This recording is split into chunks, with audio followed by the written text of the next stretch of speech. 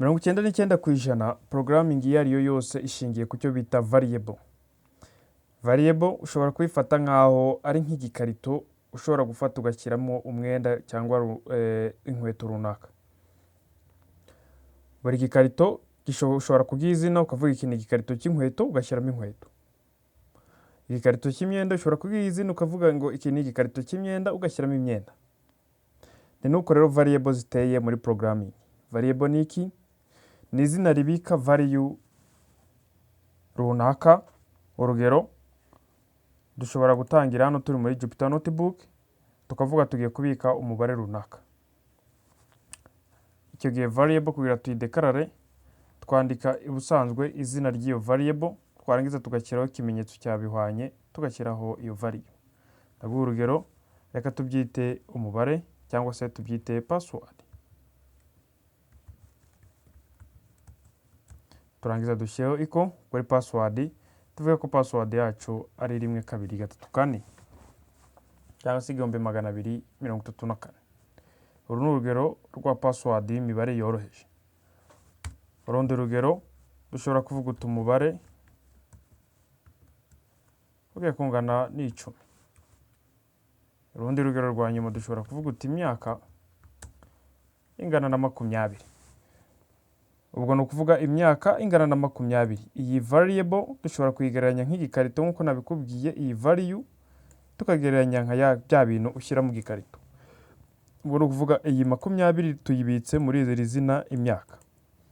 Turamutse dushaka kugira ikintu tugaragaza kuri screen dukoresha function bita print.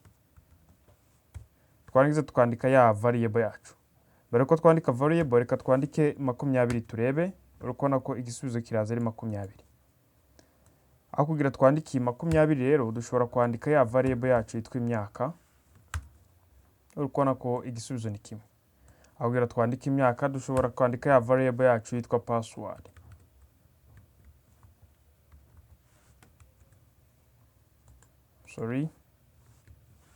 Password nari nyanditse nabi. Okay, ya value yacu kaza. Yemwe dushobora no guhindura iyi ngiyi tugakuramo password tukandika umubare.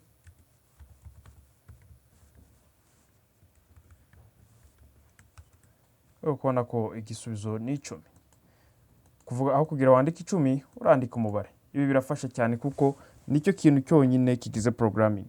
Iyo ubyumvishe wamaze kurangiza programming yose ndakubwiza ukuri ko wayirangije, ibindi biba bisigaye biza byiyongera kuri ibi ngibi.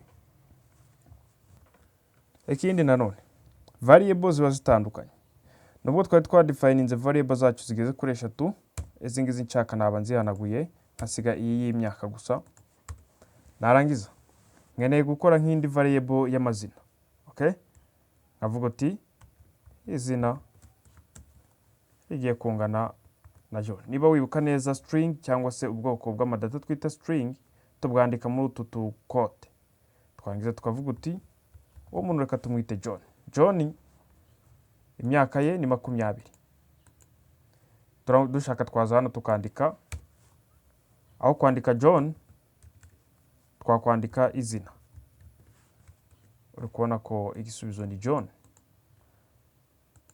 Ubundi nanone aho kwandika izina dushobora kwandika imyaka ni 20. Turamutse dushaka kubyandikira hamwe dushobora kuza hano tukandika imyaka, turashyira utuntu tw'utu double quote twandika uti imyaka ya John, imyaka, and then dushyira akagakama dushyireho izina, turangiza dushyira akantu nkaka. Bishatse kuvuga ngo imyaka ya John, cyangwa se aho kugira twandike John hano tugiye kwandika izina kuko ni variable ibitse John.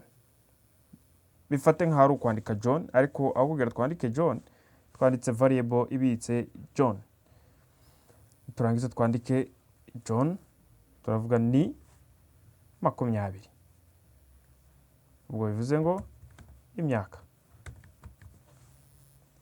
Ibi bishatse kuvuga iki? Imyaka ya John ni 20. Imyaka turabizi ko nayo ibitse iyi value kabiri. Turamutse tubiraninze uri kubona imyaka ya John ni 20.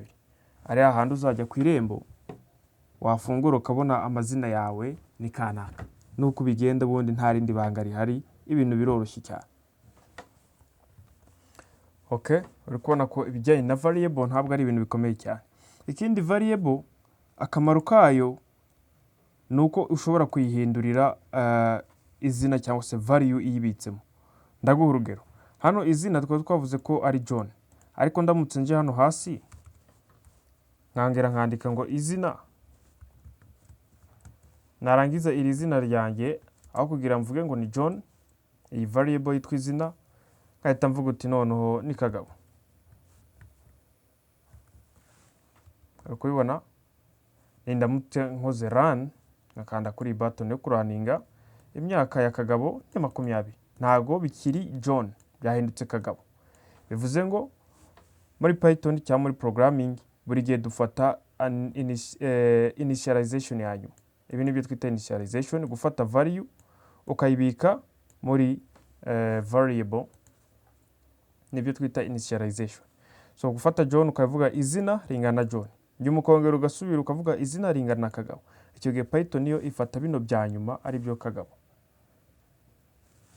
Ntucikwe rero, mu kanya none ngiye kuza nkwereka uburyo wakoresha iyi print function, iyi jambo bita print function, iyi function hano bita print, ariyo iri kudufasha kugaragaza ibintu hano kuri screen.